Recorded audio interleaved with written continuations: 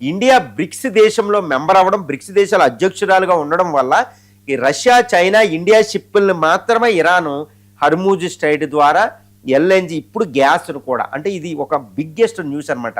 ఒకవేళ ఆయిల్ ఆగిపోతే ఇక్కడ రష్యా నుంచో, అమెరికా నుంచో, వెనిజులా నుంచో మనం పూరించుకోగలుగుతాం ఎక్కువ రేట్ అయినా. కానీ ఎల్ఎన్జి అక్కడ నుంచి 90% వస్తుంది ఖతార్, బహ్రైన్. అక్కడ నుంచి మనకి రాకపోతే ఇక మన గ్యాస్ లేదండి, వేరే చోట నుంచి పూరించుకోలేం.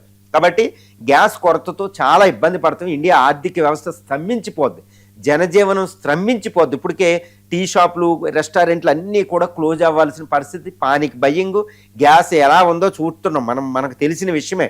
45 రోజులు రూరల్ ఏరియాలో బుకింగ్కి లేదు గ్యాప్, 25 రోజులు సిటీలో కమర్షియల్ గ్యాస్ సప్లై లేదు, హాస్పిటల్కి అత్యవసర మాత్రమే ఇస్తున్నారు. రిఫైనింగ్లో గ్యాస్ సరఫరా పెంచమన్నాం, కానీ అది సరిపోదు ఇండియా అవసరాలకి. కాబట్టి కంపల్సరీ మనకి ఎల్ఎన్జి రావాలి. అందుకని డైరెక్ట్గా ప్రైమ్ మినిస్టరే డైరెక్ట్ పెజాష్కియన్తో మాట్లాడి అక్కడ